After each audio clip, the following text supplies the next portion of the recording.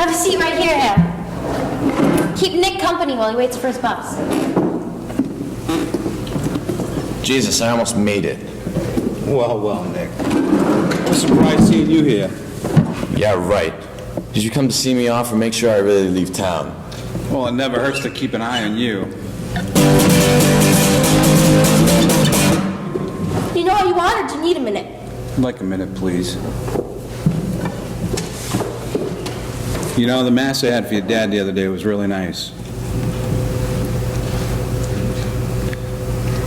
I thought a lot of that man. An awful lot. I can't make it seem real. It's like any minute he's gonna walk through that door.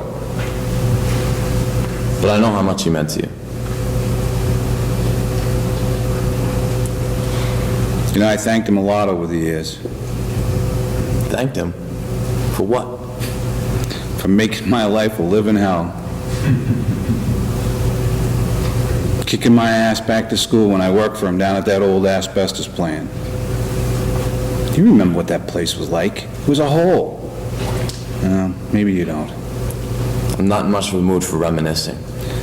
Yeah, sure. Just like old times, isn't it? Sitting across the table from each other. You trying to stare me down. One of your friendly little interrogations. I can't believe you're still wasting the taxpayers' money chasing after truants and stray dogs. You ever think about retiring or something? Yeah, I considered it. But I got a little unfinished police business. Like whatever happened to that bell that was stolen out of the mill tower? The day they drove old Whiskey down and all the bells were ringing. Wasn't that the same night I stopped you in your old rattle-trap pickup truck with no muffler?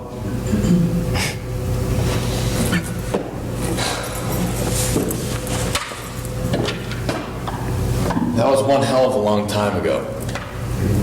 You think that case might be a little cold by now? Not what happened on my watch. The beef stew's all gone, and there's one order of chicken pie left. You should learn to forgive and forget. You'll live longer. Yeah, forgetting comes pretty easy to you, doesn't it? What's this all about? You haven't seen me in 5 years, and you just happen to wander in here and start putting me through the 3rd degree. Why didn't you come back?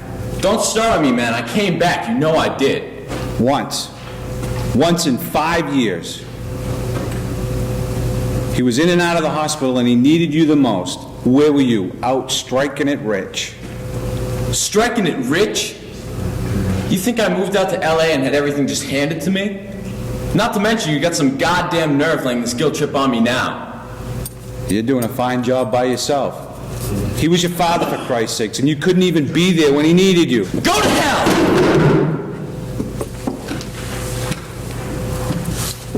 You calm down. No, I don't think so, Ham, because you started this. Sit. Now. Let's back up a minute.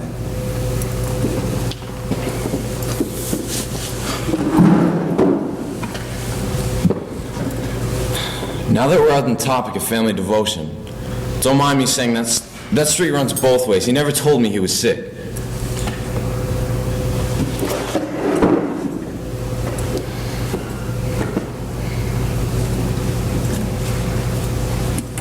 Well, maybe we should back up a little bit.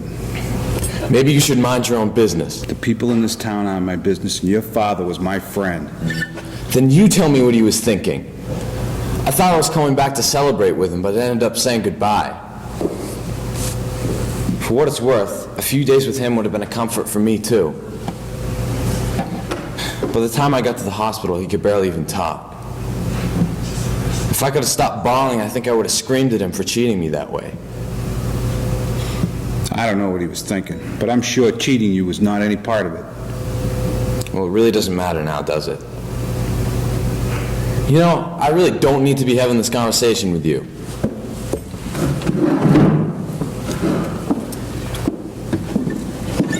All I want to do is get the hell out of this town and forget. Forget about everything we were going to do once things got good. Everything I wanted to say to him since they wheeled him away from me. You know what the last thing he said to me was? He said he liked my music. You know how I used to fight about that? I remember. I remember chasing a 15-year-old runaway boy, finding him holed up in an old bat-infested boathouse with nothing but him and his guitar.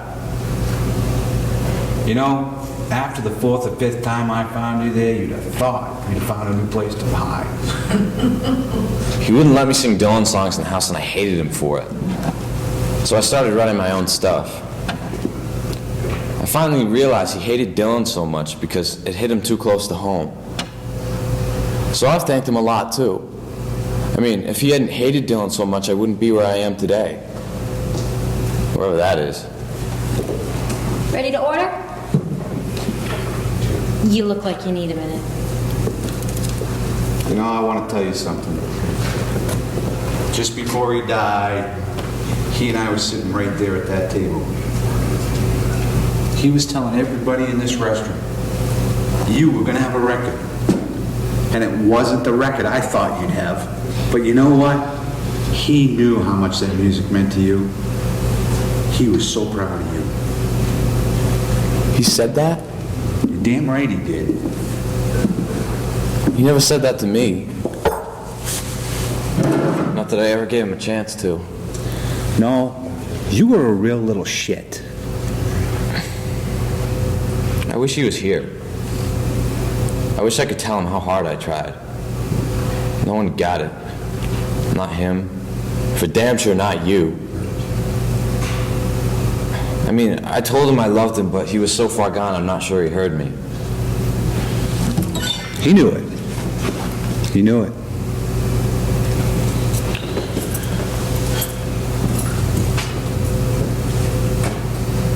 The last time I was home, he waited outside with me for the bus. I hated to go and he hated to see me leave, but we both knew I had to. He stood outside in the rain waving to me as the bus pulled away. I can still see him standing there like a picture. I said to myself, it's okay, Nick. Someone to wave goodbye means someone to welcome you home. That meant more to me than anything. The Logan's here, Nick. I'll be right with you. Take good care of town. Take good care of yourself, you little shit.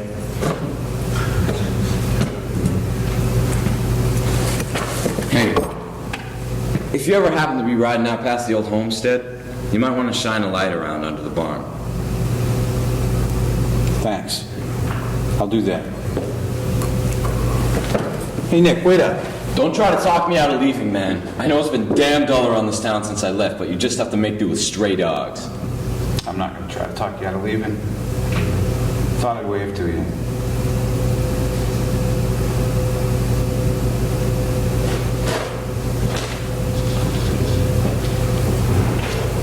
Hey, girls. Nick's leaving.